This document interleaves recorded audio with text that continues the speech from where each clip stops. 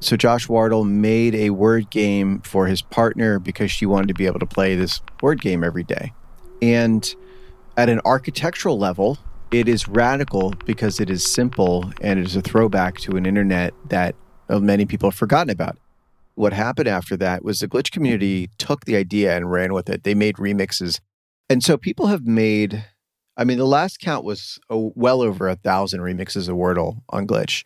And that's sort of branched off into all these different worlds now. What's been most amazing for me to see, the majority of remixes we've seen on Glitch have been from K-pop fans. So we have a huge community of mostly teenage girls who love K-pop, Korean pop music, which is global pop music now. And so that's pretty remarkable that we have, on an average afternoon, a handful of new apps made by young women will pop up about the groups that they like. And then people play it, they share their scores. The key takeaway here is pop culture tied directly to broad individual creation of independent websites that all run on their own addresses, created by individual people with no surveillance, no tracking, no connection to any of the big silos, complete open source, the ability to take it and actually run it somewhere else. The web that we are told we are fighting for exists every day, and millions of people are participating in it.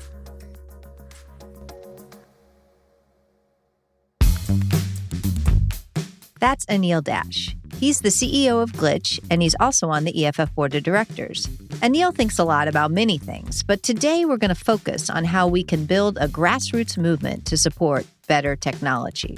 Anil is going to tell us what we need to do to make tech be more relevant and to build involvement beyond the converted. I'm Cindy Cohn, EFF's executive director. And I'm Danny O'Brien, special advisor to EFF. Welcome to How to Fix the Internet, a podcast of the Electronic Frontier Foundation. Hi, Anil. We're just delighted that you agreed to join us. Hello, I'm so glad to be here. Tell me the problem as you see it. Why is tech not reaching out in the way that it ought to galvanize movements to get us to a better internet? That's a big question, but I think about first learning from other movements, right? So we're in an amazing moment of, for example, people fighting for a higher minimum wage in the US. Mm-hmm. They call that the fight for 15. And it's very clear, right? You know if you got paid $15 an hour or not, and you know what you're asking for. And I think about movements like that are so galvanizing because of their clarity. You'll know when you win. Mm-hmm. If somebody says, this big tech company did something wrong about privacy. Okay, yeah, I believe that. That's easy to believe. And they say, well, what do we want? Right. And if we don't know what it would take to win, then do we have a movement at all? I think that's the challenge we have, because as soon as we have that clarity, we won't have to do anything to galvanize many, many more people joining in and wanting to be part of it. It is a hard task, and it is something that someone has to explicitly do. I guess the question maybe we should all be talking about is how do you even begin to think about that? What is better tech? What is a better internet? I think one of the most important things is about knowing that this is not the beginning of a moment. So if we talk about, I don't want to obsess too much about the fight for 15, but I think it's a great example. There's a couple centuries of prior art there to learn from about what constitutes, a fair wage for people. And so if you look at this moment, I think one of the reasons we have as many challenges as we do in tech is there's almost this insistence that nothing came before. Right. We're at the beginning of history all the time. Yeah. And, I have enough gray in my beard, and everybody sort of has that enough mileage on their sneakers to sort of know this isn't the first time we've had these issues before. In many cases, it's not the first time the people who are making these mistakes have made these mistakes. This is not the first time anybody's thought about these problems.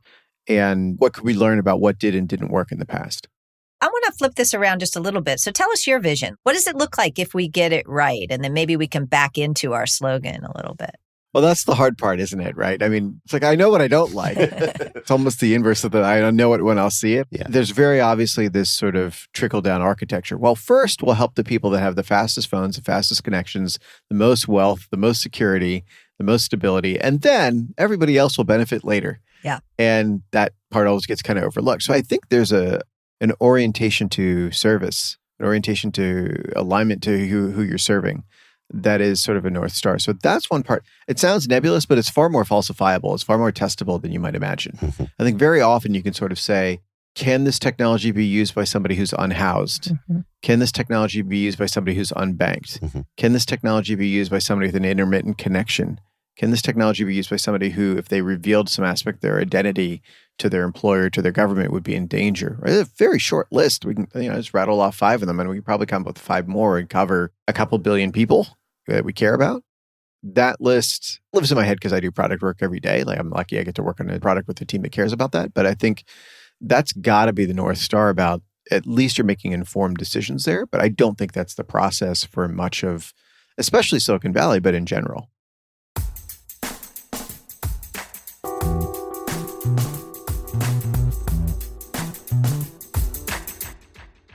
One of the parts we struggle with as a movement, as much as anything, is what do you call that relationship? Yeah. Like, so there's customer, right? There's user or consumer. Yeah. Another one that I feel really uncomfortable with because... That's grim. Yeah. That's grim. That's a really grim one. Yeah. And it's so hard to explain because you're not just consuming, you're not just this spigot that receives these things. Yeah. Well, there's a whole dehumanizing rhetoric, right? I mean, I think the language reveals the thought. Right. This happened when I used to say I was a writer. I write on the internet. And now the default stance is that people generate content. Right. Right. I mean, when the phrase user-generated content came out, it was such an absurd framing that I think those of us who were users who were generating content were like, this sounds like, a parody. Yeah. It's nothing you would ever say to a person. Right. And now I talk to young people who introduce themselves to me as content creators. Yes. Right. And I mean, I'm the old guy talking about like the 20th century idea of like, don't sell out and you're not going to license your song for a commercial. Like, that's very anachronistic. Like, I think that's my sort of like, I'm aware that time has passed for that moment for a lot of people. But the idea that you would willingly describe something that comes from your heart and soul as content is extremist framing. It's very radical framing. And I think that sense that like we forget how radical the thought processes have gotten for lots of folks. Like the Overton window is shifted so radically that the language is the only evidence of it having happened. Right. And so I keep coming back to that of we concede so much just by how we even talk about things. So who are we? What should we be? I struggle with this a lot because I help run Glitch, and it's a company where people make apps, but we talk a lot about having a community, right? And I'm struck because I think everybody does. I think every platform I've ever read in the last 20 years is we have a community of users. We have all these things. Yeah. And, it can be the most hostile place in the world. It can be spying on their users. It can be deleting their data. It can be, undermining their jobs. And it's like, we got a community. Yeah. I mean, when Zuckerberg calls Facebook a community, it just kind of, right.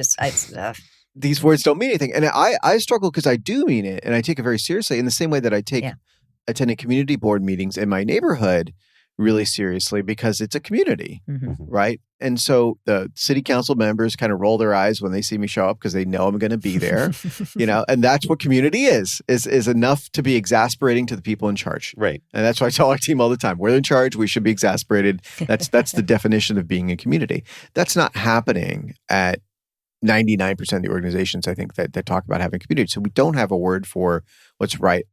It is strange to have people defining themselves from the perspective of the platform when they're the artists, right? That's right. You're a content creator only from the perspective of the people who built the platform that you're creating the content for, right? That's whose perspective it is.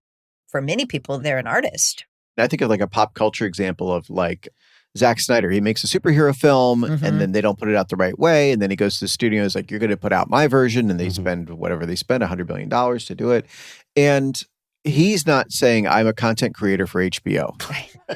Right?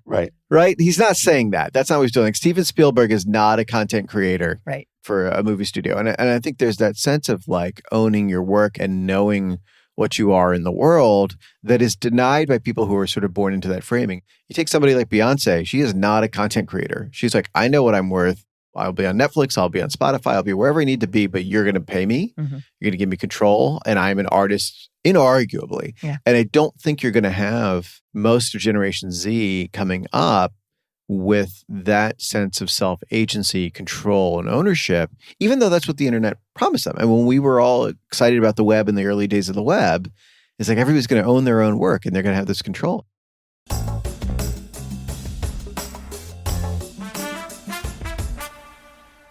there are some things where people go, oh, we'll start a union, right? Like that will develop a relationship between us and the company that we work for. And so we see a renewal in that as people try and work out a way of managing that power relationship. Right. It's hard to imagine a union of users, but maybe we could. How can people regain or have that control over the technology that seems to dominate their lives?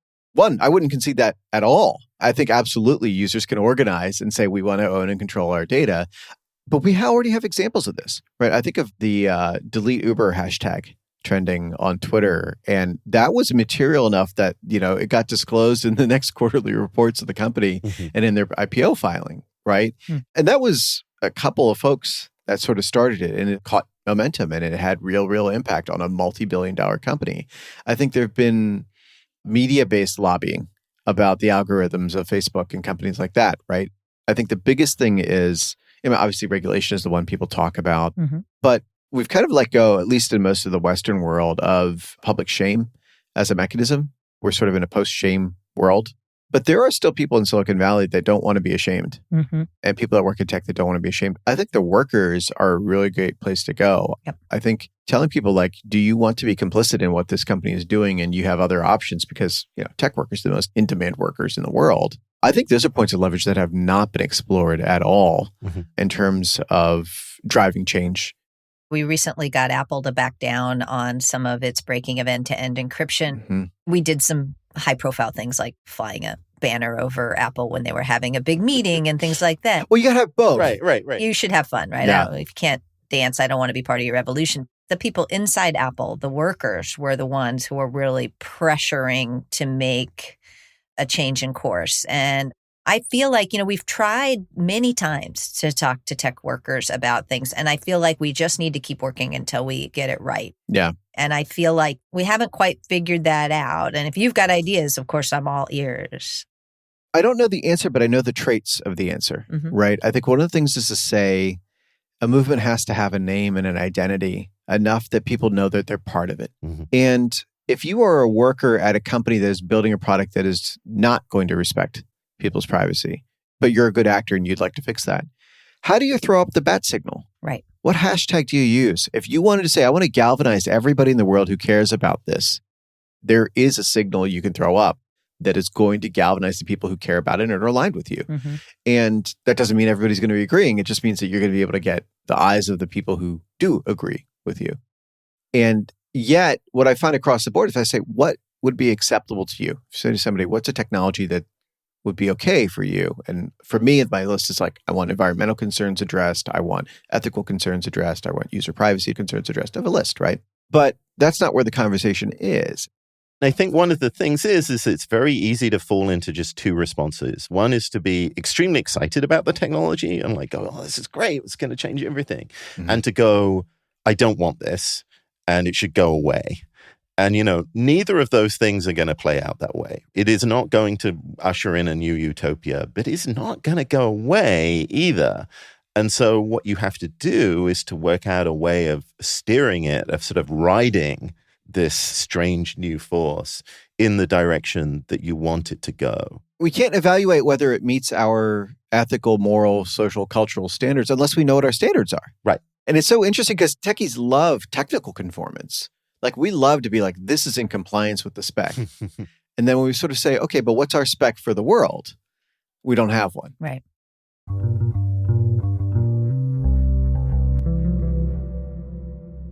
So what I hear you saying, which I think is really right, which is we need to ask ourselves, how is our technology that we're building going to impact the most marginal people in society? I think that if that question has been asked and answered in a good way, that's part of our better world. What else? What else in our better world do you see? I mean, it's such a tricky question. I mean, I think there's a lot of aspects around agency and ownership. I think one of the things we can sort of picture very easily is, can I take my ball and go home? Yep. I think that's just sort of one of those fundamentals, and it's a very old-fashioned idea. It seems to be coming back into vogue with a lot of the Web3 enthusiasm. It's funny because the early days of Web 2.0, the hype was, data is the new Intel Inside. And there was this sort of like trust-based idea you'd be able to export your data or something. Right. It's like everybody will be nice to you. Right. Right. And it turns out actually that doesn't work at all. Everybody just went to fully locked into every platform that they use. Yeah. So that to me feels like a thing that's wide open to be reinvented. And Facebook lets you download stuff, but it's a bunch of gibberish, right? Right. That's exactly the example I was going to say. It's like I get this giant, mine is like a gigabyte plus of like my Facebook archive. And I'm like, what am I going to do with this? Like take it to some other app? Like this doesn't have any use in the world. Yeah. And so it became this sort of fig leaf of just like open washing with, open source. It was often used as like, we're not evil because we're open source. I think a lot of that happened with, well, you got your data now. Aren't you happy? Yeah. And it was, the letter, but not the spirit of openness.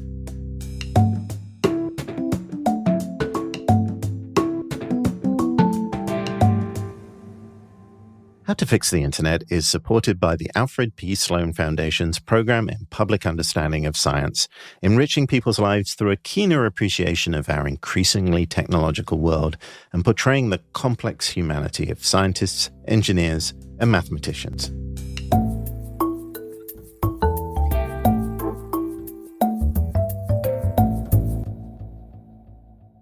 One of the backdrops of everything we're talking about is that we have these big, massive kind of post-industrial combines like Facebook and Google, and we kind of have to lobby them or regulate them or shame them or motivate the people within them who have power to change them. But that really wasn't the dream originally with the internet. The internet was going to be this thing that would empower people to actually be able to take control of their own lives, take control of their own technology. Do you think that's still a possibility? Is there still a role that technology can play rather than political action to empower people? The ideal is still possible. The challenge is the society around the ideal. The architecture of the internet is such that we were all supposed to have our own domains and run our own email and our own website on them and the like, right? And that ain't how it played out. Right. It can never be solely technological, but you can absolutely imagine technology is part of that solution.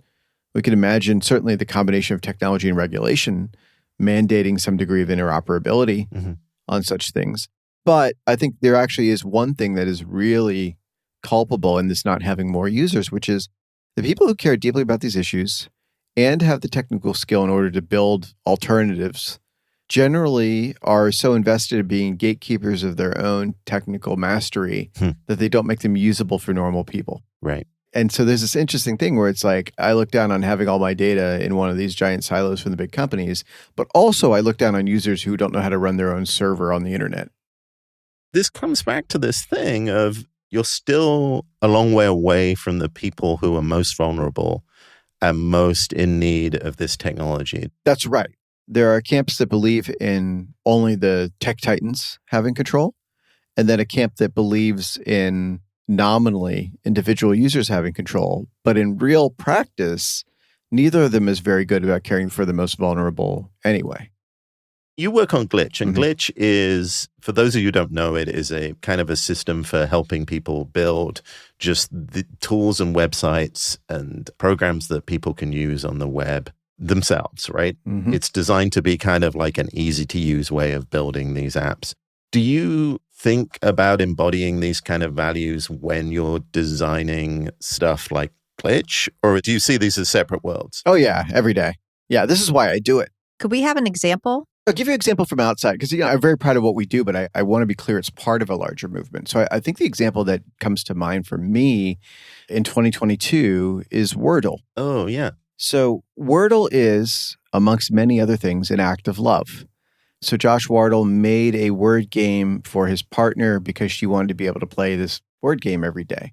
And at an architectural level, it is radical because it is simple and it is a throwback to an internet that many people have forgotten about. It is a single page on the web that you play this game on. It doesn't have tons of tracking. You can't log into it.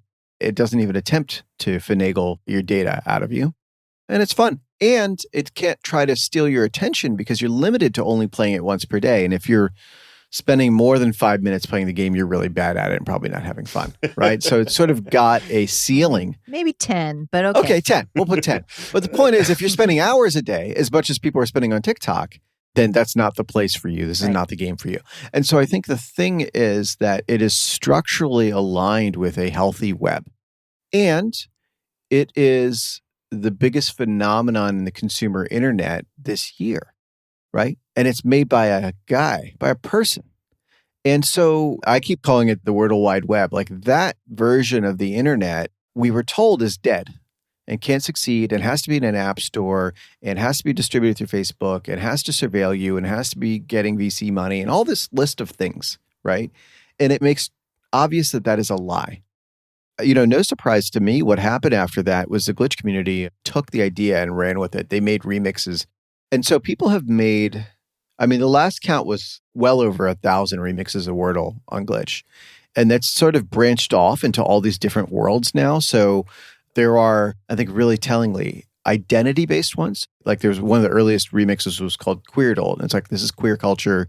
And then because of how remix culture works online and because the web is open, it went a whole different direction. Like the last couple of weeks has been, so there's Hurdle, Heardle, and those are song guessing, right? And this is sort of like, well, those were about guessing words, but this is name that tune, right? This is not a new idea. And what's been most amazing for me to see in these last 2 weeks is the majority of remixes we've seen on Glitch have been from K-pop fans. So we have a huge community of mostly teenage girls who love K-pop, Korean pop music, which is global pop music now. And so they pick their favorite band and they take their songs and they make a Hurdle remix just for the group that they like or just for the genre that they like. And so that's pretty remarkable that we have, on an average afternoon, a handful of new apps made by young women will pop up about the groups that they like. And then people play it, they share their scores.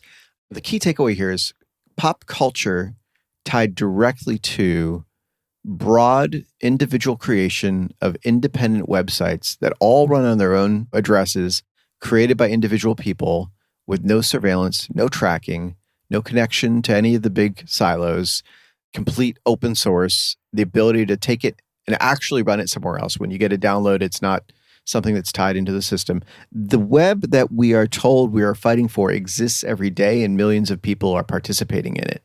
But now it's just becoming visible again. Oh, I love that story. Does it change that calculus that Wordle itself was bought up by the New York Times and actually does have tracking on it and you do kind of log in? Yeah, kind of. But, I was sort of torn. At the end of the day, if somebody makes a great app for their loved one and then they get $1 million and sell it to the New York Times, good for them. I think a younger me would have been much more radicalized by that, but I'm kind of like, you know what? That's not the worst outcome. But actually, part of it is that my impression from Josh, who made it, he used to work at Reddit and everything else.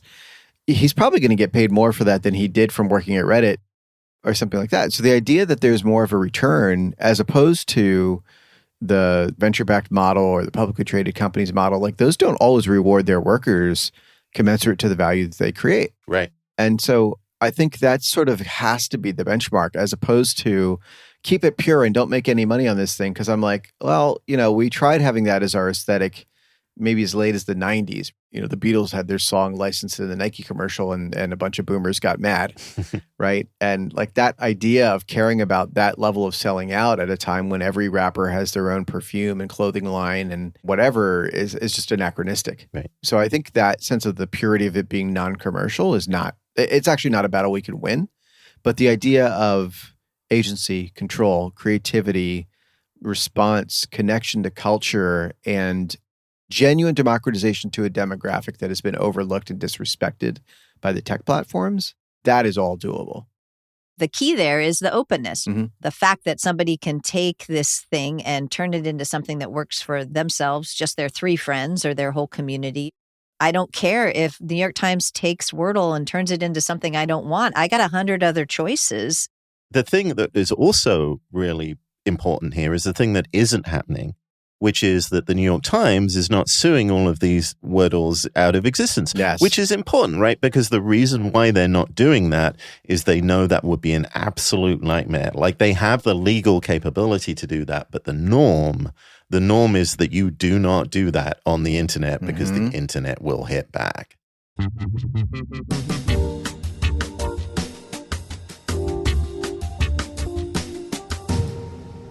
I'm wondering if you have thoughts about how do we bring people in those communities into this movement? Yeah. And how do we get the K-pop kids to recognize that that we need them to stand up? How do we mobilize those communities better? Because I think that's something we struggle with in tech a lot.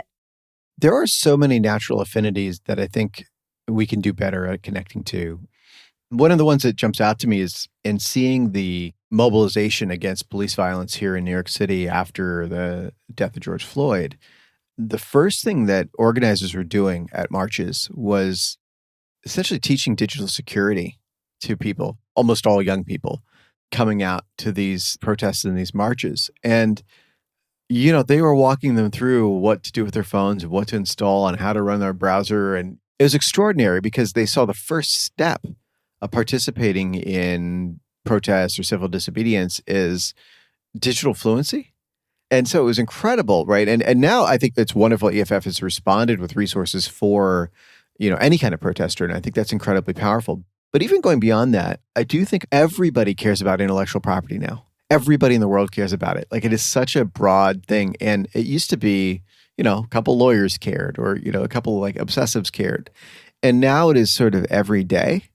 And absolutely fan culture and remix culture, which are just culture, they're all society now, are entirely predicated on a deep, deep level of fluency in sometimes arcane aspects of intellectual property law. And so that to me is like, that's fertile ground. I'm a big fan and scholar of Prince's work, and, seeing his very zealous lawyers go in and take a overly aggressive stance, if for understandable reasons, about IP was a huge learning experience for that fan community. They were not intrinsically motivated to learn about these things, but at the same time, they were also learning about trademark. Prince had changed his name to a symbol, and he had a trademark on the symbol, and it was sort of, they learned the difference between copyright and trademark. And, and he filed for a patent. They learned a patent. And I was like, fan communities teach each other a lot. I'm struck by pop music fans in general now, their level of knowledge about corporate structures and licensing agreements and publishing agreements is off the charts. All those things were things that were somewhat esoteric then that are fundamental to like a 13-year-old's fandom now. Anybody who has an artist they love or a fandom that they're part of, a community like that, real community, not the tech version of community, but a real community, that's the entry point. Culture and art that moves us is the entry point to which we start to learn about these things, because then it's not abstract and then it's not, esoteric and off-putting. It is about something that's meaningful to us. That's how we bring people in, is to say these things you care about are directly shaped, directly affected by policy, by the practice of these companies, by the way that things are fairly or unfairly enforced. I think we can make things relevant to a lot broader audience. Anil, thank you so much for taking this time to talk with us. What a fascinating conversation, going in a bunch of different directions that were not the ones we anticipated, but always fun. From Wordle to Prince, I don't think those were the things that I had scribbled on the back of an envelope when we came in. With K-pop in between.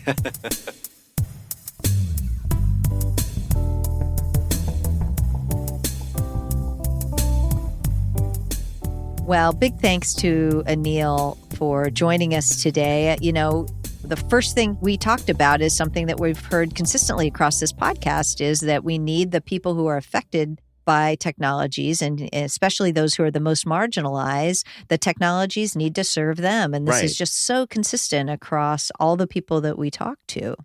And also, you can't have an approach to technology unless you know what you're ultimately aiming for, right? You need to be able to steer the technology. And that means having very clear messages about what you want. When you put up a bat signal for grassroots movements, they need clarity. They need to know what you stand for.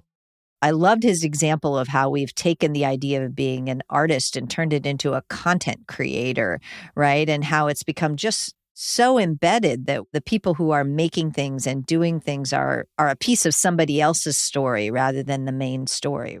In terms of strategy and tactics, I do think that this emerging possibility that tech workers can influence positive change at tech companies, I think, again, that's a recurring theme, but I think he put a real point on it. I'm not sure about the term shame, actually. I kind of disagree with Anil there. I think that what he's describing is correct, but I don't think the method is shame. I think it's actually just illustrating, getting people to see the consequences of what they do and highlighting that they have the power to change that.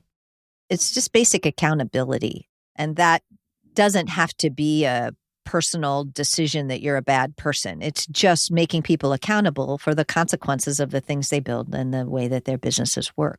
I also love that the world needs more Wordle and all the various Wordles all around. I love that as an example of how, sometimes we get locked into this mentality that everything that happens online happens on Facebook or one of the other giants. And here's this tremendous thing that didn't come from there at all and is now expanding and growing and being adopted by communities all around the world for their own purposes, quite apart from the tech giants.